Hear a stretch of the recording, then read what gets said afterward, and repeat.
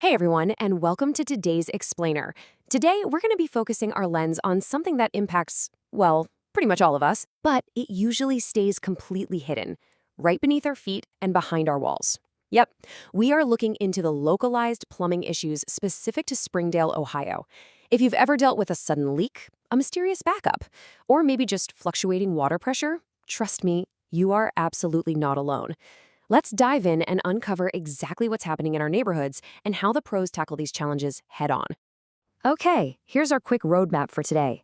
We'll kick things off with Springdale's unique plumbing pressures, move on to 4 common local culprits, explore the professional repair process, navigate codes and permits, and finally, wrap up with emergency action and timelines. Let's get to it. Section 1, Springdale's unique plumbing pressures. So, why do Springdale homes seem to face so many plumbing issues? I mean, it's really easy to just blame bad luck when a pipe bursts or a drain backs up, right? But it turns out it's actually the result of our highly specific local environment and the literal history of how our city was built. It basically all comes down to what we can call a triple threat. The primary drivers of plumbing failures in Hamilton County are our native clay soil, our dramatic seasonal freeze-thaw cycles, and that aging 1960s infrastructure present in so many of our neighborhoods. When you put them together, these 3 factors put constant, heavy stress on home foundations and underground pipes. Let's break that down a bit. The clay soil throughout Hamilton County expands significantly when it gets wet, and then it contracts when it dries. It's literally shifting the pipes around in the ground. Then we've got those winter temperatures that regularly drop below freezing, constantly threatening any exposed pipes.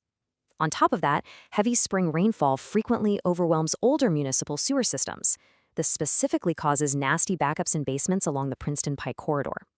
Oh, and if you happen to live near Kemper Road or Route 4, you likely have a home built in the 60s or 70s with its original galvanized steel pipes.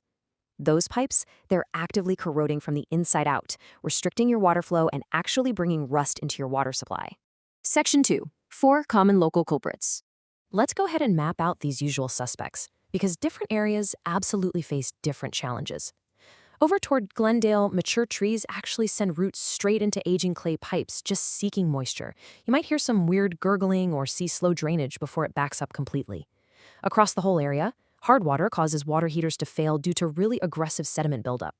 You'll know this is happening if you see rust-colored water or start hearing strange noises from your tank. Frozen bursts happen in the winter when your water stops flowing entirely. And low pressure, that is a massive issue in older neighborhoods where those corroded galvanized pipes or mineral deposits completely clog up your aerators. So the absolutely crucial number to remember here is 20 degrees Fahrenheit. When our winter temperatures drop below this mark, any exposed pipes in unheated garages, crawl spaces, or exterior walls are in immediate danger of freezing. It's kind of a fascinating but super destructive cycle. See, water expands when it freezes, and that creates tremendous, inescapable pressure inside the pipe. Ironically, it's the water itself that destroys the pipe from the inside out, completely cracking both sturdy copper and PVC alike. And the truly insidious part? You might not even know what happened until the ice thaws out and a massive leak completely floods your home. Now, think about your water heater for a second. In Springdale, we're dealing with really hard water conditions. Because of that aggressive mineral sediment buildup that naturally occurs, traditional water heaters around here typically only last about 8 to 12 years. Once you pass that 8 to 12-year window, sediment reduces the efficiency, anode rods corrode away, and honestly, you're usually looking at a complete replacement rather than just a simple repair. Section 3, the professional repair process.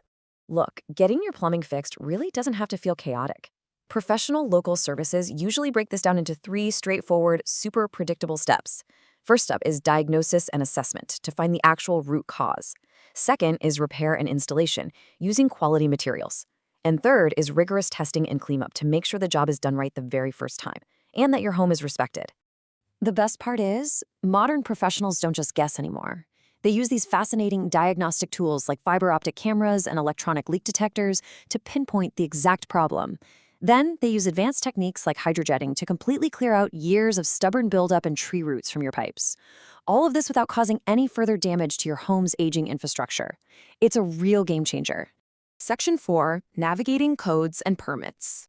Now, plumbing isn't the Wild West, okay? It is highly regulated, specifically for your safety. Plumbers have to follow the Ohio Plumbing Code, which combines state standards with very specific Hamilton County amendments. This covers things like backflow prevention, proper sewage disposal, and water conservation. Now, I know what you're thinking. Many older Springdale homes definitely predated these rules, but upgrading your systems to meet current venting and pipe diameter standards is absolutely vital. It literally prevents dangerous sewer gases from entering your home, and it protects your property value and your insurance coverage. And part of following those codes means getting permission.